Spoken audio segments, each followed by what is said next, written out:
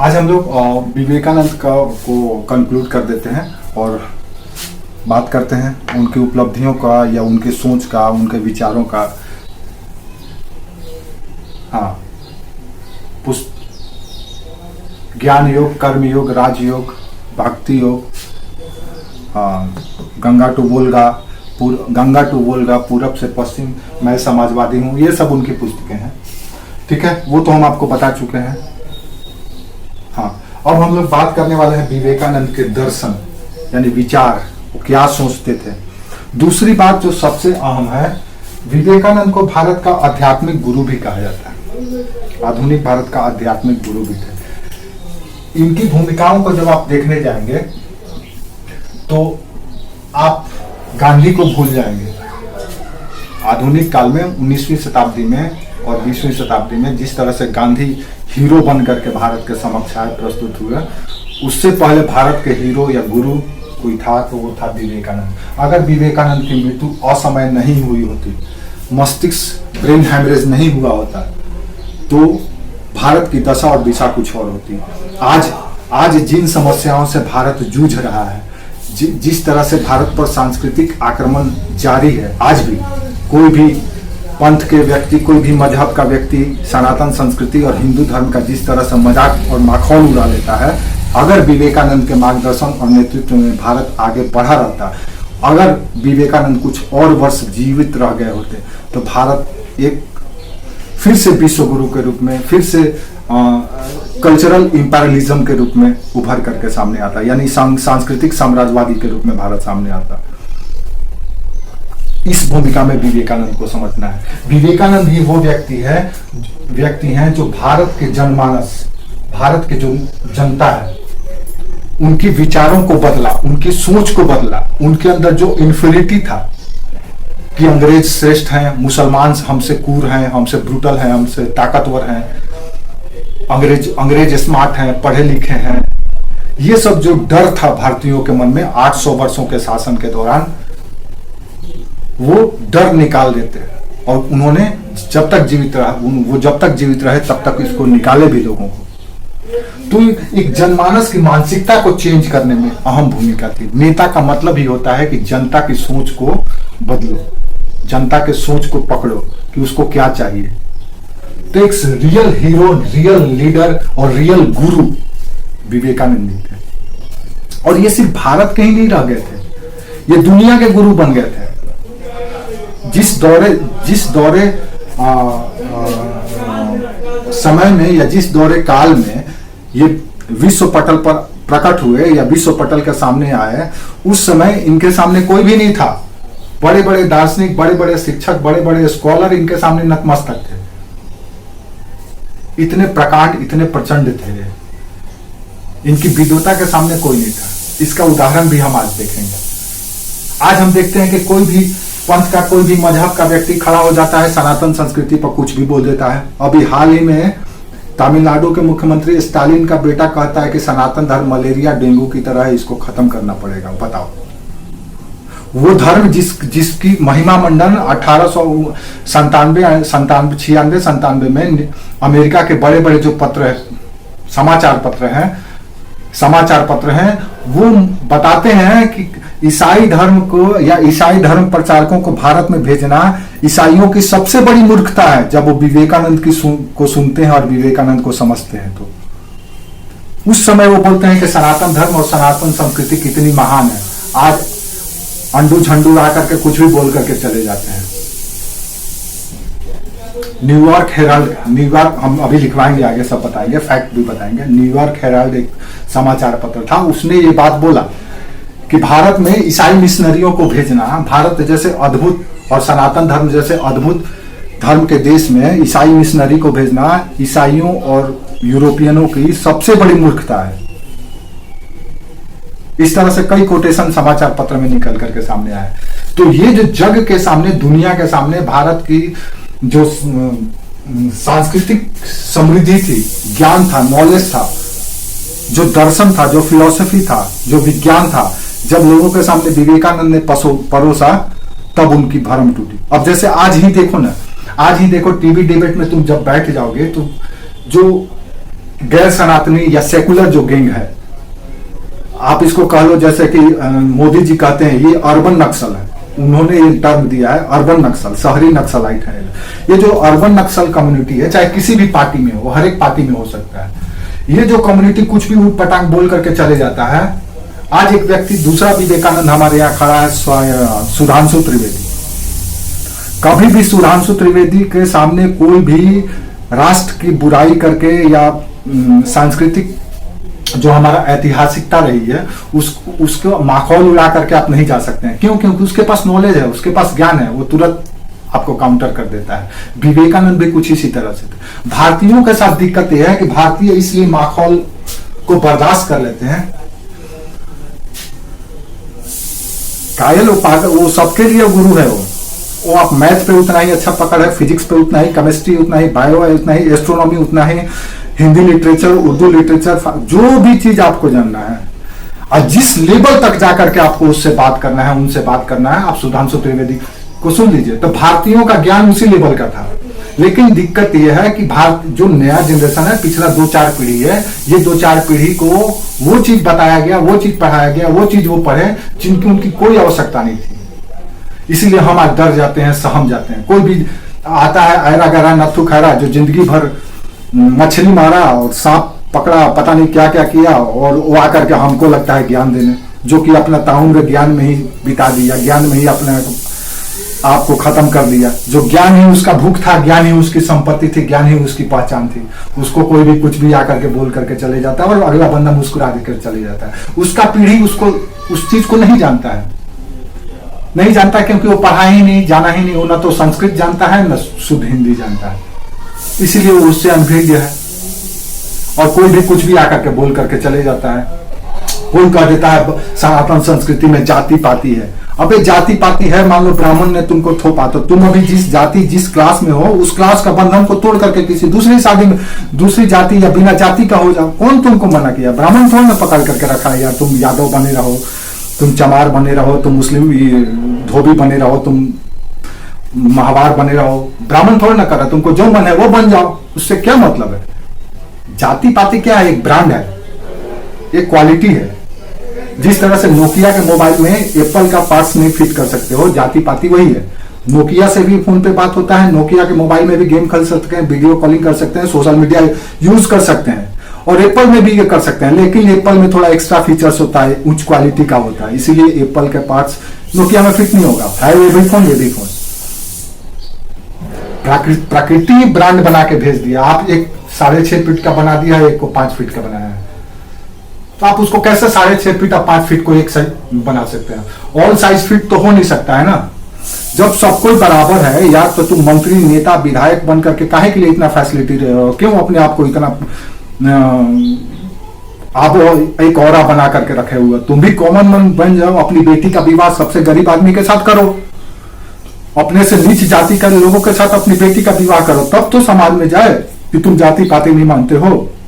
जैसे ही तुम पद प्रतिष्ठा पाते हो तुरंत ब्राह्मण लड़की तलाशने लगते हो, क्षत्रिय लड़की तलाशने लगोगे। ये क्या है? ये दरअसल क्या है? ये मिलावटी सामान तैयार करने की कॉन्सेप्ट है। मिलावटी सामान बहुत खतरनाक होता है। ये चीज हम बताएंगे स्वामी विवेकानंद का पॉलिटिकल फिलॉसफी में। उन्होंने इस चीज को मना किया कि मिलावटी चीज नहीं चलेगा। मिलावटी चीज हमेशा घातक होता है, चाहे भोजन हो, चाहे पर्यावरण हो, या फिर सोच हो, या फिर जनरेशन हो। मिलावटी सबसे खतरनाक होता है। जो चीज है प्योर होना चाहिए, प्योर होना चाहिए। ये ना कि आप किसी और वर्ण के, वो किसी और वर्ण के। समाज में जब जब वर्ण संकर जातियां पैदा की है, समाज के लिए वो संकट ही हुआ है, क्योंकि वो किसी का भी नहीं है, ना तो 3 में ना तो 13 में, और दोनों का ही भंडाफोड़, दोनों को ही वो पलीता में आग लगाने का काम करता है। पलीता में आग लगाता है और कुछ भी नहीं। न तो 3 में न 13 को धोबी का गधे की तरह हो जाता है, न घर कुत्ते की तरह, न घर का है न घाट का है।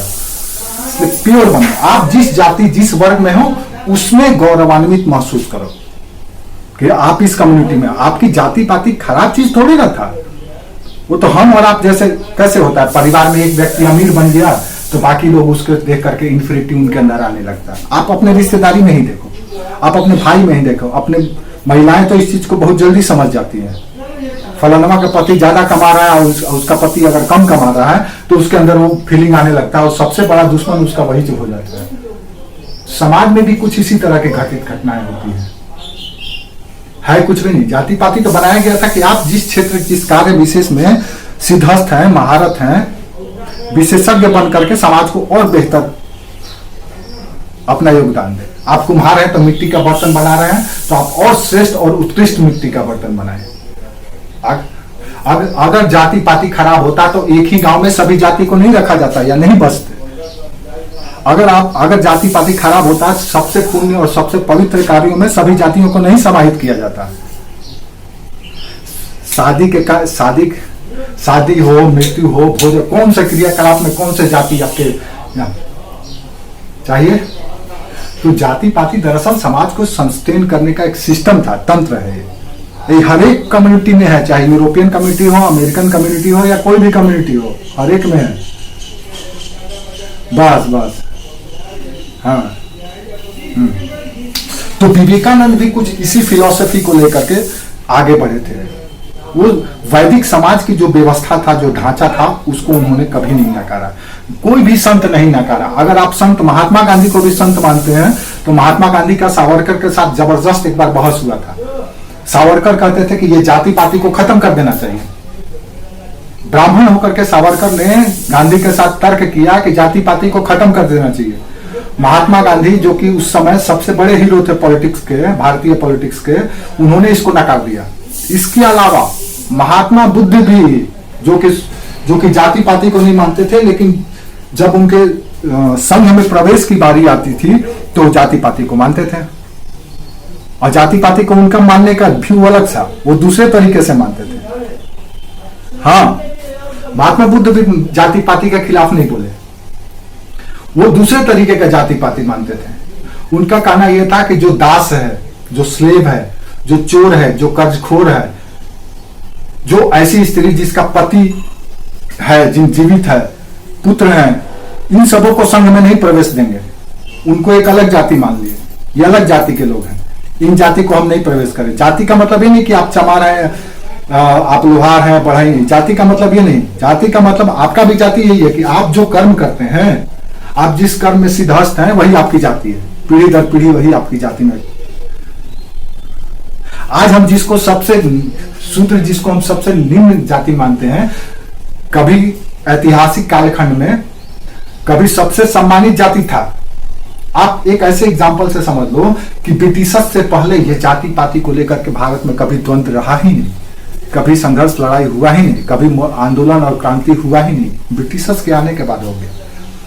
जैसे आज भी इसको क्यों हवा दिया जा रहा है? आज एक सामान्य नागरिक, हम और आप हैं, एक ही स्कूल में पढ़ते हैं, हर एक जाति का व्यक्ति पढ़ता है, हर एक जाति का स्टूडेंट आता है, एक ही पार्टी में, सिनेमा हॉल में, सार्वजनिक प्लेटफॉर्म पे हर एक जाति के लोग जाते हैं। आप क्या भेद करते हैं? हमारी मित्रता हर एक जाति से, हम कभी भेद नहीं किए। लेकिन जैसे ही न्यूज खोलते हैं, सोशल मीडिया खोलते हैं, हमारे अंदर जाति की भावना आ जाती है।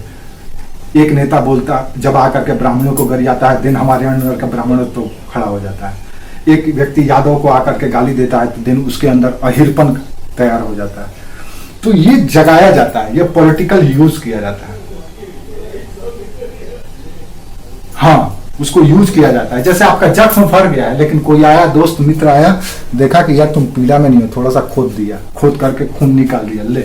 अब उस जख्म को, जिसने आपको जख्म दिया था, अब उसकी सारी बायोडाटा आपके दिमाग में घूमने लगेगा और सारी निगेटिविटी आपके दिमाग में आ जाएगा, जो आप भूल चुके थे।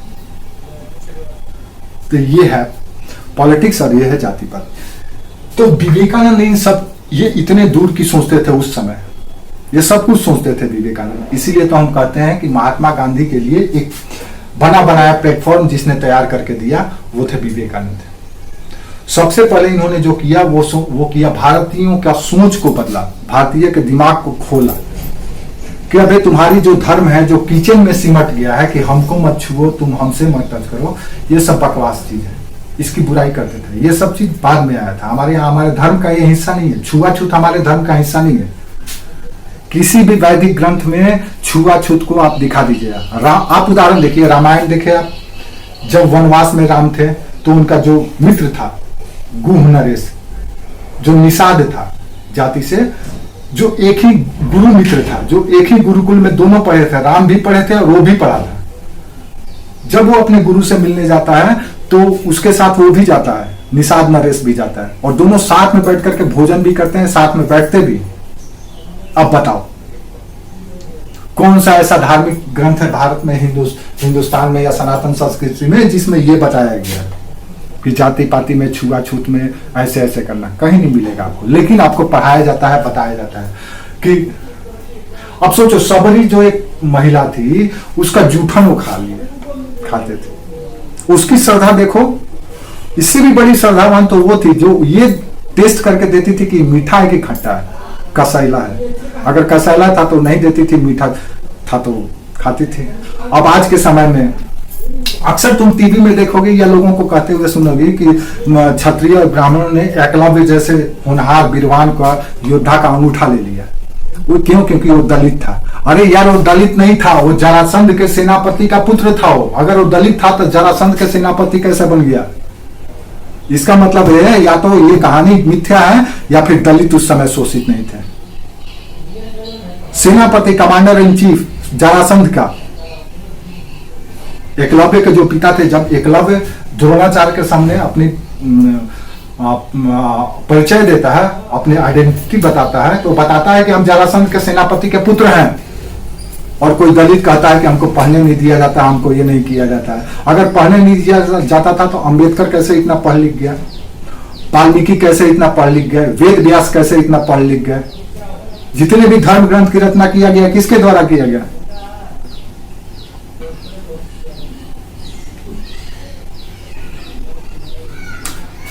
वही ना कह रहे हैं कि वो मिडाइवल पीरियड, जब सामंतवादी पीरियड आया, जब ब्रिटिशर्स काल आया, तो उसी समय ये सब हुआ है, उससे पहले नहीं था। आज नहीं हो रहा है ये सब चीज, ब्रिटिशर्स का देन है। ब्रिटिशर्स के समय में ही ये सब शुरू हुआ, क्योंकि उनको चाहिए था उगाहे। हाँ, उनको क्या मतलब है? इस धरती के सबसे सॉफ्ट हार्टेड जो कोई कम्युनिटी है वो है सनातनी हिंदू। सबसे सॉफ्ट हार्टेड है। सोचो ना, चींटी को भी देखता है तो उसको आटा खिला देता है, सांप को भी देखता है तो उसको दूध पिलाने लगता है, उसको पूजने लगता है, कौवा को भी देता है, गिद्ध को भी देता है। सबकी सेवा करना जानता है ये, सबको प्यार करना जानता है। सर्वे भवन्तु सुखिनः, सर्वे सन्तु निरामया, ये फीलिंग है हम। और हमको कहा जाता है कि इसको खत्म कर दिया जाए। अबे तुम्हारा नस्ल खत्म हो जाएगा तब भी हम खत्म नहीं होंगे। सागर की तरह है। 800 सालों तक गुलाम होने के बाद भी ये सनातन दरअसल सागर की तरह है। नदियां अलग अलग मैल कचरा रंग लेकर के आती है और फाइनली इसी सागर में मिल जाती है। और उस सागर को कोई फर्क नहीं पड़ता है, आपके वेस्ट को बाहर कर देगी, किनारा कर देगी, लौटा देगी और मूल तत्व को समाहित कर लेगी। अंग्रेज इसलिए दुश्मन रह गए, अंग्रेज इसलिए बैरी रह गए, बेगाने रह गए, क्योंकि वो यहाँ पे एडजस्ट ही नहीं कर पाए। यहाँ का क्लाइमेट उनके फेवर में था ही नहीं। वो यूरोप से थे, ठंडे प्रदेश के थे, अलग क्लाइमेट के थे, और यहाँ पे आए तो अलग क्लाइमेट था। तो उनको पता था कि यहाँ से सिर्फ लूटना है और जाना है, क्योंकि उनको वो परमानेंट सेटलमेंट चाहते ही नहीं थे यहाँ पे, इसीलिए उन्होंने ऐसा किया था। ठीक है, तो आइए चलिए देखते हैं कि इसी समय हमारे यहाँ एक विवेकानंद है जो संत है, ज्ञानी है और रियल गुरु है। उन्होंने क्या किया, उनको विश्व पटल पर जानने का कैसे, कौन कौन से ऐसे फैक्टर थे या कारण थे जिसके वजह से वो विश्व पटल पर अपनी पहचान को स्थापित कर सके, इस पे हम बात करने वाले हैं आज। ठीक है, तो आज का हमारा टॉपिक है विवेकानंद कैसे एक ग्लोबल हीरो के रूप में उभर करके सामने आए, वैश्विक हीरो के रूप में कैसे विवेकानंद थे, इसको हम जानने की कोशिश करेंगे। विश्व पटल पर इनकी पहचान की शुरुआत होती है शिकागो धर्म सम्मेलन से या धर्म संसद से। लोग इनको जानते हैं और इनको इसलिए इनको जानने के बाद लोग भारत को भी जान लेते हैं कि हिंदुस्तान क्या है, भारत क्या है, आर्यावर्त क्या है, ब्रह्म ऋषि देश क्या है। ये सब भारत का नाम है। हिंदुस्तान बाद का नाम है, हिंदुस्तान भारत का पहले नाम नहीं था। और न तो कहा जाता है कि ये नाम अरबियों ने दिया है, हालांकि ये नाम ऋग्वेद में भी है, हिंदू स्थान लिखा गया है, हिंदू स्थान है, ऋग्वेद में भी है, इस टर्म का यूज किया गया है। तो कहा जाता है, लेकिन इतिहास के पुस्तकों में लिखा गया, और अक्सर एग्जाम में ये पूछा जाता है कि भारत का नाम हिंदुस्तान किसने दिया। तो ऑप्शन अगर अरबी मिलता है तो आप अरबियों का नाम मार दीजिएगा, ठीक है। लेकिन ऐसे आपका ऋग्वेद में इसका उल्लेख है हिंदू स्थान के रूप में। तो हिंदुस्तान को जो वैश्विक पहचान दोबारा स्थापित किया या दिया वो थे विवेकानंद। तो धर्म सम्मेलन से हम शुरू करेंगे। दरअसल हम पढ़ने क्या वाले हैं, तो पढ़ने वाले हैं कि कैसे विवेकानंद ने भारत की पहचान वैश्विक पटल पर स्थापित की। Global identity, how to create Indian identity on the global platform. मतलब भारत की जो पहचान है वो ग्लोबल कैसे स्थापित किया गया। हाँ, तो ग्लोबल पहचान क्या,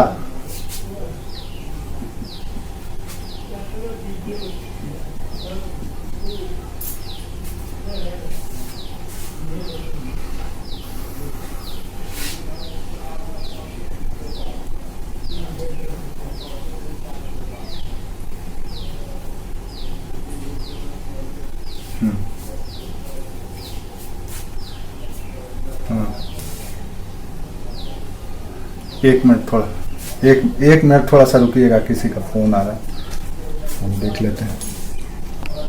ग्लोबल पहचान भारत की कैसे विवेकानंद ने दिया। दूसरी हम बात करने वाले हैं कि विवेकानंद एक बौद्धिक क्रांतिकारी के रूप में कैसे, यानी कि आप कह सकते हैं कि बौद्धिक क्रांति जो लाने का श्रेय है, बौद्धिक क्रांतिकारी के रूप में इनको जाना जा सकता है।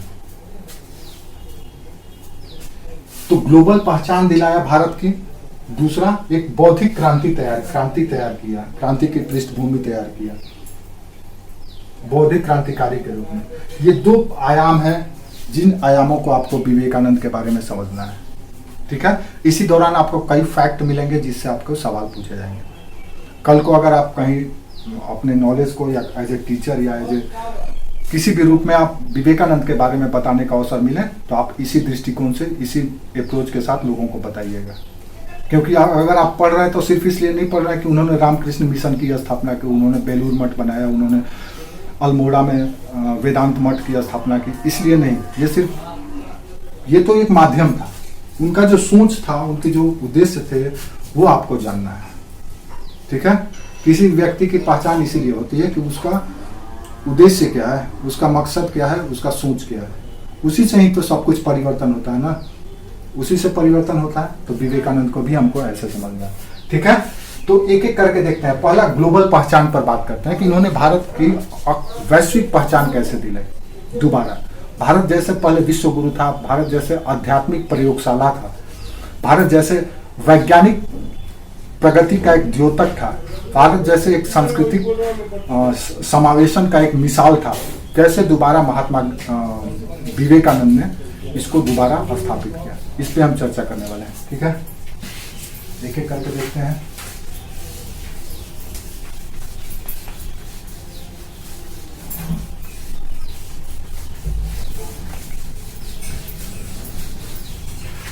इसमें सबसे पहला अवसर मिला अमेरिका के शिकागो में। दरअसल विवेकानंद को ऐसे समझ लो, ये कलकत्ता से उठते हैं और सीधे पहुंच जाते हैं अमेरिका। अमेरिका में कहा? शिकागो। क्या है शिकागो में? तो यहाँ पे धर्म संसद चल रहा है। दुनिया के जितने भी रिलीजियस इंटेलेक्चुअल हैं वो सब के सब अपने धर्म के बारे में बताने के लिए इकट्ठा हुए हैं, एकत्रित हुए हैं। उसमें भारत का प्रतिनिधित्व कौन कर रहा है? विवेकानंद। विवेकानंद को धर्म संसद में भेजने का श्रेय किसे जाता है? यह भी महत्वपूर्ण है। किसको जाता है? खेतड़ी के राजा अजीत सिंह को। राजस्थान का खेतड़ी एक राज्य था, आज भी जिला है, जहां पे तांबा भारत में सर्वाधिक निकाला जाता है। तो खेतड़ी के राजा थे अजीत सिंह। अब देखो, अक्सर लोग कहते हैं हाँ। अब देखो, एक व्यक्ति है जो जाति से कायस्थ है, तुम कहते हो ना कि जाति पाति वगैरह वगैरह, अब देखो तुम्हारे सामने कितना अच्छा मिसाल है। ये जाति से कायस्थ हैं, कोई पंडित और कोई ब्राह्मण नहीं है। ये जाति से क्षत्रिय हैं, कोई पंडित नहीं है। अब इस धर्म संसद में जा रहे हैं कायस्थ व्यक्ति, किसका नेतृत्व कर रहे हैं? पूरे भारत का। अब बताओ, जाना चाहिए था यहाँ पे किसी ब्राह्मण को, नेतृत्व करना चाहिए था ब्राह्मण को, विवेकानंद को क्यों भेजा गया? इसका मतलब यह है कि हमारे देश में जो गुणवान है, जो ख्याति लब्ध है, जिसके अंदर ब्राह्मणों वाली संस्कार है, जो गुण है, वही ब्राह्मण है। ऋग्वेद में कहा गया है कि जन्मन्य क्या तो संस्कृत का वाक्य है कि जन्म से सभी शूद्र हैं। आपके संस्कार, आपके कर्म ही आपको ब्राह्मण बनाते हैं, आपको क्षत्रिय बनाते हैं। और वैदिक परंपरा जब आप देखेंगे तो पता चलेगा एक ही परिवार के व्यक्ति, कोई ब्राह्मण भी है, कोई क्षत्रिय भी है, कोई वैश्य भी है। 3 अलग अलग व्यक्ति, 3 अलग अलग पेशा, 3 अलग अलग जाति के हो गए, वर्ण के हो गए। ये है हमारा कॉन्सेप्ट। तो अगर कोई कहता है कि जाति पाति था, ऐसे था, वैसा था, तो एक कायस्थ क्यों धर्म गुरु बन गया है, धर्म वैश्विक धर्म सम्मेलन में पार्टिसिपेट कर रहा है? उसको नहीं जाना चाहिए था। और वो भी क्षत्रिय उसको भेज भी रहा है, और इसको सलाह देने वाला एक ब्राह्मण है कि इस व्यक्ति को भेजो, इसको ये करो। अंबेडकर के पास कोई योग्यता काबिलियत नहीं था। 30%, 35%, 40% वाले छात्र थे, लेकिन उनके अंदर वो जज्बा था। उनका गुरु लाला जी को कायस्थ कहते हैं। कायस्थ दरअसल ब्राह्मण पिता और शूद्र माता से की संतति है, इन दोनों का मिश्रण है। हाँ, ब्राह्मण दरअसल शूद्र माता, जैसे भूमिहार है। भूमिहार क्या है? परशुराम के वंशज है। वो परशुराम के वंशज है। परशुराम के पिता जो थे वो ब्राह्मण थे और माता क्षत्रिय थी, क्षत्रिय कन्या थी। जो ऋषि थे, परशुराम के पिता का नाम क्या था? परशुराम के पिता का नाम क्या था? देखो हम भूल रहे हैं, पेट में है, नाम नहीं याद आ रहा। तो उनके पिता ब्राह्मण थे और माता क्षत्रिय थी। उससे जो पैदा हुआ वो भूमिहार कहलाया, परशुराम की पीढ़ी। ठीक है। तो हमारे यहाँ जो भी वर्ण संकर जातियां हैं वो कहीं ना कहीं इसी तरह से उत्पन्न हुई है। तो काय किसका? क्षत्रिय, क्षत्रिय क्षत्रिय थी। वही क्षत्रिय ने जब उनके पिता का वध कर दिया तो उन्होंने क्षत्रियों का समूल नाश करने का प्लान उठाया। और क्षत्रिय सर्वांतक बन गए, क्षत्रियों को समाप्त करने वाला। उसके बाद क्षत्रिय हमारे यहाँ नहीं आए, हमारे यहाँ राजपूत आए। उसके बाद राजपूत पीढ़ी पैदा हुआ, क्षत्रिय खत्म हो गया। क्षत्रिय अलग है, राजपूत अलग है। हाँ, राजपूत अलग कॉन्सेप्ट है। ये जब हम मिडवल हिस्ट्री पढ़ेंगे तो उसमें बताएंगे कि राजपूत क्या है। तो राजपूत अलग कम्युनिटी है, क्षत्रिय अलग है।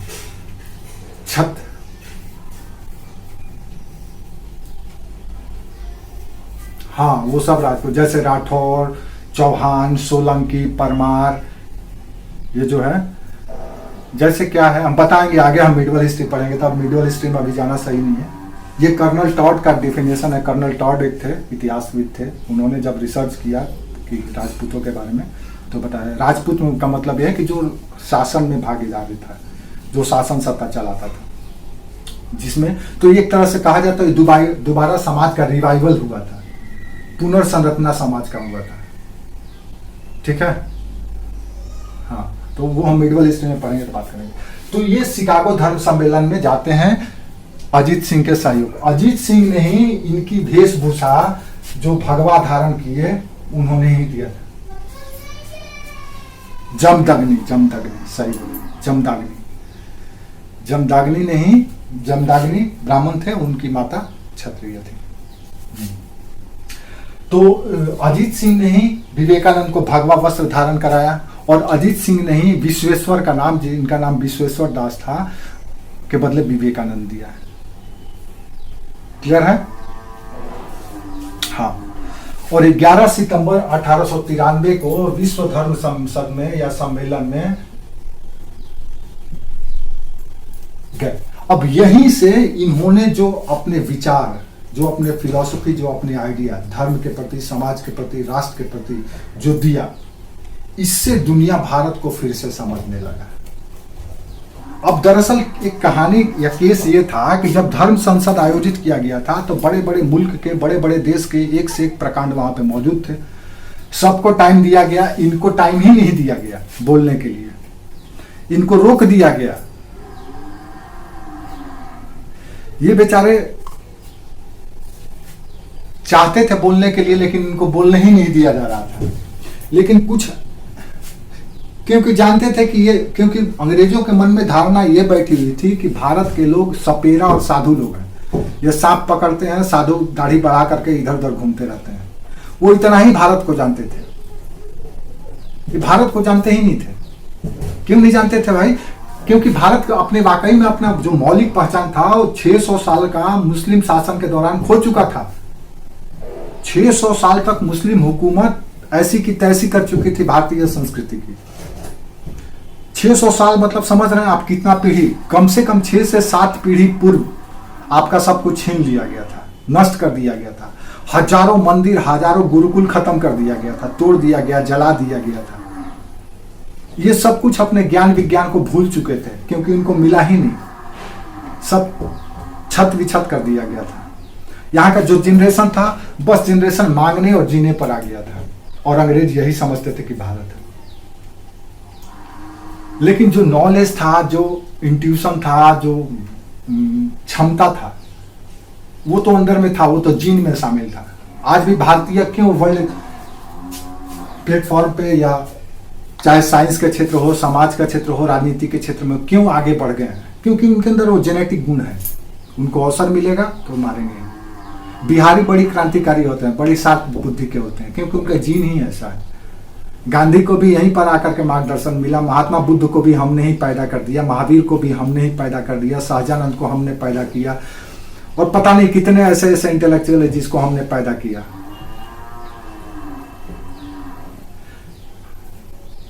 बिहार का भूमि ही क्रांतिकारी भूमि, और बिहार ही नहीं पूरे भारत की भूमि ही क्रांतिकारी है, लेकिन बिहारी थोड़ा ज्यादा ही क्रांतिकारी। हमारा ही अनुकरण करके, हमारा ही संतान हो करके, या हमारे ही मार्गदर्शन में दक्षिण भारत का नेतृत्व कर रहा है। जितने इंटेलेक्चुअल हैं सब के सब पहले नहीं थे। जब भारत का दक्षिण भारत का आर्यीकरण किया गया जो उत्तर भारत के द्वारा, तब जाकर के उत्तर का नॉलेज, उत्तर का कैलिबर, पोटेंशियल वहां भी ट्रांसफर हुआ, तो वहां के लोग भी अब स्मार्ट हो गए। ठीक है,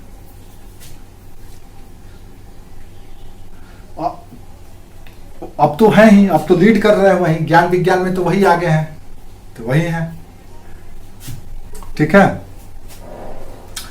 तो इनको सबसे पहले तो इनको बोलने नहीं दिया गया, लेकिन जब ये बोलने के लिए प्लेटफॉर्म पे आए किसी की मदद से, उनका नाम हमको याद नहीं आ रहा, तो लगभग आते ही प्लेटफॉर्म पे खड़ा होकर के, मंच पे खड़ा होकर के, जब इन्होंने लेडीज और जेंटलमैन के जगह ब्रदर एंड सिस्टर कहा, तब दुनिया को पता चला।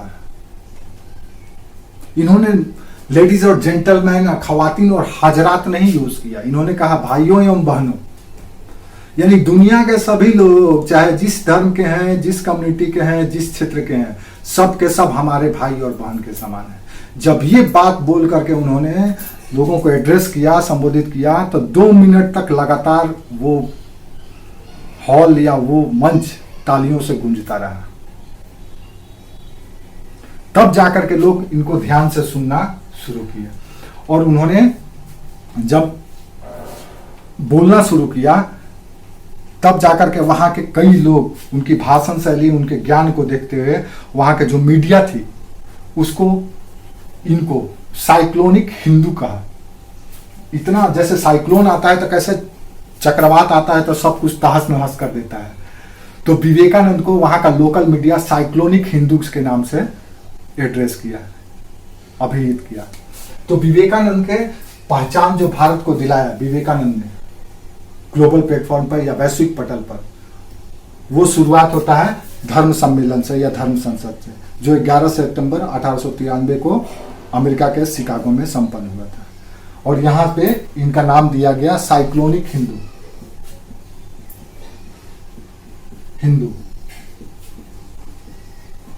साइक्लोनिक हिंदू चक्रवाती हिंदू। विवेकानंद भारत के प्रतिनिधि के रूप में वहां गए थे, वो इंडिया को रिप्रेजेंट कर रहे थे, और विवेकानंद के हृदय में बसा हुआ था वेद, विवेकानंद के हृदय में बसा हुआ था यहाँ की संस्कृति। इसलिए उन्होंने जब अपना संबोधन शुरू किया और जब भाषण देना शुरू किए तो उन्होंने वैदिक धर्म को केंद्र में रखा, और वो कहे कि भारत का हिंदू धर्म के समान, ये स्टेटमेंट याद रखो। विवेकानंद को कई चीज़ों के लिए याद किया जाता है, उनकी कई जो फिलॉसफी है, अप्रोच है, आइडिया है, उस पर हम आगे बात करेंगे। और उन्होंने जो कोट किया, उन्होंने जो कोटेशन दिया या जो डायलॉग दिया, वो आज भी अनुकरणीय है। जैसे उनका एक युवाओं का बड़ी फेमस डायलॉग है, उठो जागो तब तक मत रुको जब तक तुम लक्ष्य को हासिल न कर लो। ये विवेकानंद का युवाओं को दिया हुआ एक सबसे अहम डायलॉग है, जो हर एक युवा को, उसको उठो जागो और तब तक मत रुको जब तक तुम अपने लक्ष्य को हासिल न कर लो। और भी कोटेशन है, हम बताएंगे, एक लास्ट में हम सब कोटेशन ही उनका बता देंगे। वो कोटेशन से भी सवाल पूछे जाते हैं कि ये स्टेटमेंट किसका है। विवेकानंद पे बात करेंगे तो उस पर आगे हम बताएंगे जो उनका कोटेशन है। तो उन्होंने जब धर्म संसद में संबोधित करना शुरू किया तो उन्होंने कहा कि हम हिंदू धर्म के समान कोई धर्म नहीं है जो मानव की गरिमा को इतनी पूर्णता से महिमा मंडन करता है। हिंदू धर्म में सब कुछ का केंद्र में मानव है, मानव उत्थान, मानव गरिमा, मानव कल्याण, सब कुछ का केंद्र में मानव ही है। जो धार्मिक विविधता दिखाई देता है, जो धार्मिक आडंबर दिखाई देता है, वो सब के सब मानव के लिए है। मानव को ही ईश्वर का प्रतिकृति माना गया है इस धरती पे, हिंदू धर्म में। चाहे वो पुरुष हो, चाहे स्त्री हो, चाहे बालक हो, चाहे वृद्ध हो, सबको एक समान महत्ता दिया गया है। और ये बात उन्होंने अपने धर्म संबोधन में कहा। उन्होंने कहा कि मुझे गर्व है कि मैं एक ऐसे धर्म से हूं जिसने संसार को सहिष्णुता और सार्वभौमिकता की शिक्षा दी है। जब ये लाइन बोला उन्होंने, जैसे हर एक धर्म का आप धर्म ग्रंथ उठाओगे तो इंग्लिश में जैसे आप कोई भी धार्मिक ग्रंथ उठाओगे, अगर बाइबल उठाओगे तो तुमको कहेगा तुम ईसाई बनो, अगर कुरान उठाओगे तो वो कहेगा कि तुम मुसलमान बनो, और अगर गुरबानी उठाओगे तो कहेगा कि सिख बनो। दूसरे धर्म का ग्रंथ उठाओगे तो वो कहेगा कि तुम वही धर्म के बनो। लेकिन हिंदू धर्म ही एक ऐसा धर्म है जिसका रिलीजियस टेक्स्ट भी यही कहता है कि तुम मानव बनो, यानी कि सहिष्णु बनो और सार्वभौमिक स्वीकृति दो या स्वीकृति लो। सहिष्णु कहने का मतलब यह है कि सबको सहन करो, सबका सम्मान करो, चाहे जो धर्म का हो, पंथ का हो, जाति का हो, वर्ग का हो, क्षेत्र का हो, लिंग का हो, कोई फर्क नहीं पड़ता है। सबको समान समझो, सबका समान रूप से सम्मान करो, यही सहिष्णुता है। तो ये वो धर्म है। हिंदू धर्म ही एक ऐसा धर्म है जिसके टेक्स्ट उठाओगे तो कभी भी किसी भी रिलीजन के बारे में कोई चर्चा नहीं है, कोई बुराई नहीं है, कोई नाम उल्लेख नहीं है। लेकिन किसी भी रिलीजन का दूसरे रिलीजन का टेक्स्ट उठा लो तो उसमें किसी ना किसी धर्म के बारे में बुराई करते हुए मिल जाएगा कि मूर्ति पूजा मत बनो, तो ये मत करो, वो धर्म को मत। हमारे यहाँ ये सब कोई कॉन्सेप्ट नहीं है। क्यों? क्योंकि हम ही नित्य हैं, अनंत हैं, हम ही आरंभ हैं, हम ही अंत हैं, इसीलिए हम सनातन हैं, इसीलिए हम सनातनी हैं। हम तो इसलिए पिछड़ गए क्योंकि हमारा मार्केटाइजेशन नहीं हुआ। जैसे अच्छे क्वालिटी का प्रोडक्ट जिसको आज हम लोग देसी चीज कहते हैं वो छुपा हुआ है, गांव में ही खत्म हो जाता है, बाजार में उसका मार्केटिंग ही नहीं होता है। अब जैसे बड़े बड़े ब्रांड का जो प्रोडक्ट देखते हो वो क्या है, वो किसी फेरी वाला, किसी हाट वाला का बनाया हुआ होता है, उसको मॉडिफाई करके पैकेजिंग करके उसको ब्रांड का नाम दे दिया जाता है। तो हमारा ब्रांडिंग नहीं किया गया, हमारा मार्केटिंग नहीं किया गया। अगर सनातन संस्कृति का ब्रांडिंग किया जाए, मार्केटिंग किया जाए, तो इससे बड़ा, इससे कंफर्टेबल, इससे सहिष्णु धर्म कोई भी नहीं है धरती पे। सनातन है तो धरती है, अगर धरती को बनाए रखना है तो सनातन को बनाए रखना है, क्योंकि यही वो धर्म है, यही वो संस्कृति है जो पृथ्वी की नहीं, पृथ्वी से परे के ग्रहों की भी चिंता करता है, उनकी भी शुभ चिंता करता है, उनकी भी श्रेष्ठता, उत्कृष्टता की कामना करता है। जैसे एक दिन हम एस जयशंकर को सुन रहे थे, तो एस जयशंकर जैसे लोग आज इतने सफल क्यों हैं? क्योंकि वो सनातन संस्कृति के मर्म को समझते हैं और उसी चीज को दुनिया के पटल पर डिलीवर करते हैं। इसीलिए आज भारत का फॉरेन पॉलिसी इतना रिगार्डेबल हो गया है। लेकिन हम इसको भूल गए। हम आजकल हमारे यहाँ जो इंटेलेक्चुअल वर्ग है वो क्या देखता है? कोई भी नॉलेज का बात होता है यूरोप का फिलोसफी, यूरोप का विज्ञान को देखता है। आप किसी जज के कोर्ट रूम में चले जाइए तो चबा चबा करके अंग्रेजी बोलते हुए वो अरस्तु को, डेकार्ट को, लाइबनिज को, हेगल को, मार्क्स को कोट करता है। अरे यार, उसकी ये भूमि नहीं है, ये भूमि चाणक्य की है, ये भूमि वराहमिहिर की है, ये भूमि वेद व्यास की है, ये भूमि मनु की है, ये भूमि वाल्मीकि की है, ये तुलसी की है, कबीर की है, रविदास की है, दादू दयाल की है, तुकाराम की है, एकनाथ की है, चैतन्य की है, विवेकानंद की भूमि है। और अरस्तु, डेकार्ट तो यहाँ पानी भरेंगे यहाँ पे आकर के। तो हमारे यहाँ इंटेलेक्चुअल कम्युनिटी उनको कोट करता है एसी रूम में बैठ करके, और वही चीज जनता को डिलीवर करता है। जनता को चाहता है कि उसी तरह बने। तो कहां से होगा? कब तक बर्दाश्त करेगा? बगावत तो होगा ही। आप अपने विचार अपने कोर्ट रूम में ही रखिए, अपने एसी वाले रूम में ही रखिए। जनता को यहाँ विवेकानंद चाहिए, न कि अरस्तु, डेकार्ट, लाइबनिज और हेगल चाहिए। ये नहीं चाहिए। तो विवेकानंद ने इस चीज, हाँ, आज भी अब देश को गांधी नहीं चाहिए, देश को गांधी की विचारधारा नहीं चाहिए। एक गांधी ने कैंसर देकर के गया। अब ये राहुल गांधी कैसे, हम लोग राहुल खान गांधी कैसे हम बर्दाश्त कर सकते हैं? अब गांधी देश को नहीं चाहिए। देश को चाहिए तिलक, देश को चाहिए सावरकर, नहीं चाहिए गांधी।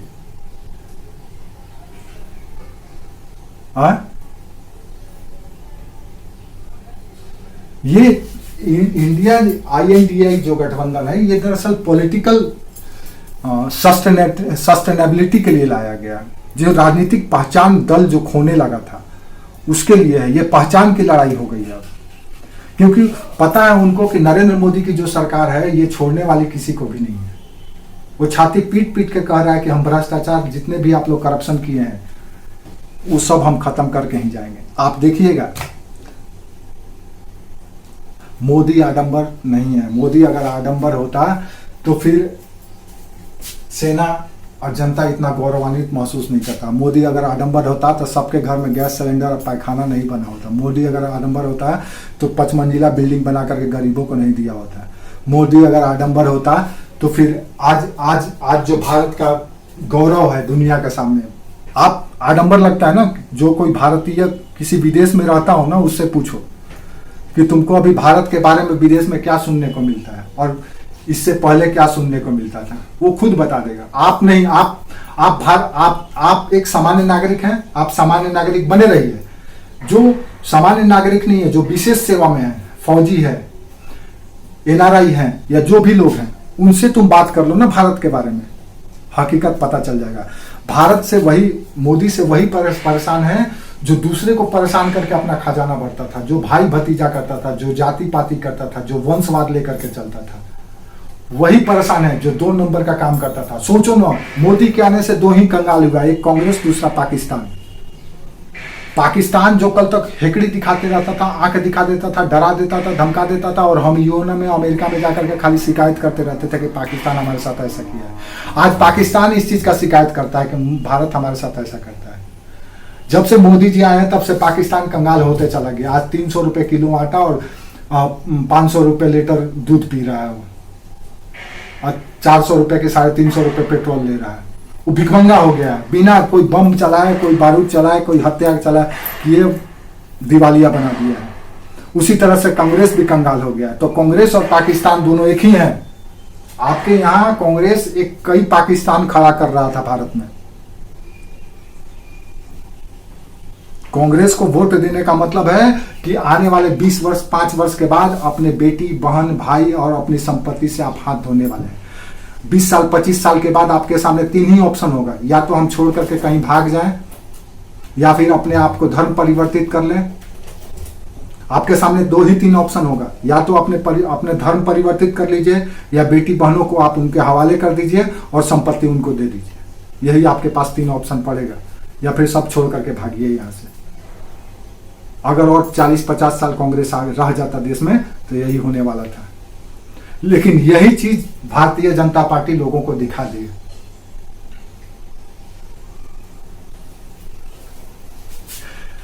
जब भारत में दिसंबर 2 सितंबर जब भारत में बीजेपी की सरकार बनी नरेंद्र मोदी के नेतृत्व में, तब पहली बार ब्रिटिश मीडिया लिखा कि पहली बार दोबारा भारत में कोई देशी सरकार आया है, पहली बार कोई देश में राष्ट्रवादी सरकार आया है। इससे पहले सब के सब कमांड एरिया था उनका ब्रिटेन, कमांड एरिया था न्यूयॉर्क, वॉशिंगटन, सब कुछ वहां से कमांड होता था। बार बार जाकर के वहां पे सीखते थे नेतागण, हमारे मार्गदर्शन लेते थे, निर्देश लेते थे। पार्लियामेंट वही करती थी जो ब्रिटेन चाहता था, जो अमेरिका चाहता था। लेकिन अब ऐसा नहीं है, अब यहाँ पे चाहा जाता है यहाँ। हाँ, ये 70 साल तक यही हुआ है, जब से बीजेपी की सरकार नहीं आई है, मोदी जी की सरकार, तब से बंद होना शुरू हुआ, अभी चलेगा। और ये अभी योगी के द्वारा और शुद्ध किया जाएगा। रक्त शोधन हो रहा है मुल्क का, देश का रक्त शोधन हो रहा है। अभी डायलिसिस पे है देश हमारा, अभी ये समझ लो, हमारा मुल्क अभी डायलिसिस में है। गंदा खून को निकाला जा रहा है और प्योर खून इंजेक्ट किया जा रहा है।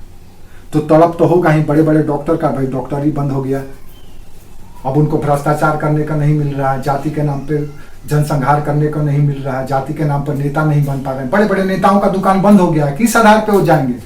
तो भैया सब मिल करके अपना अपना जितना वोट है उसी के आधार पर इसको हराओ, नहीं तो हमारा सब छीन जाएगा। जितना प्रॉपर्टी हम बना करके रखे हुए हैं, चोरी चमारी करके, भ्रष्टाचार करके सब छीन जाएगा, जेल में भी जाएंगे और जाएंगे भी, इसको कोई नहीं रोक सकता है।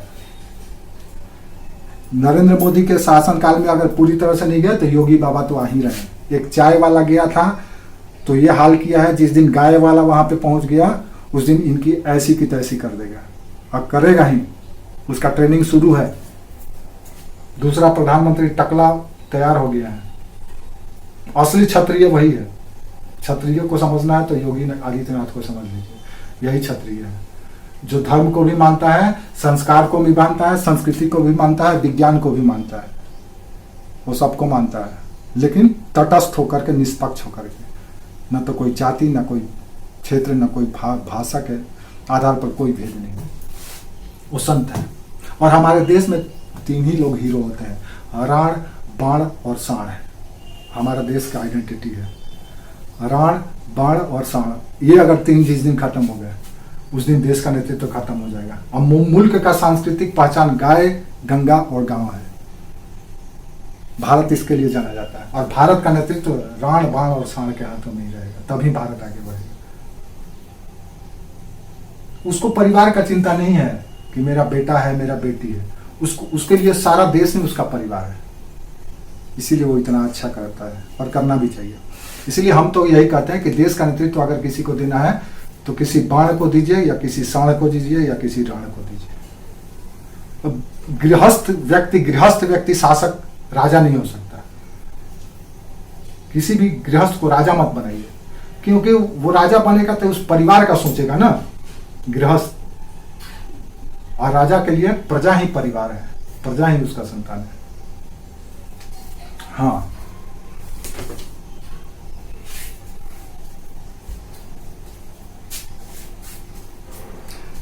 इसीलिए तो तटस्थ रहा। इसीलिए तो उनका काल को भारतीय राजनीति का स्वर्ण काल कहा जाता है, वाजपेयी जी के काल को, क्योंकि उन्होंने कोई भेदभाव, कोई पक्षपात नहीं किया। ठीक है।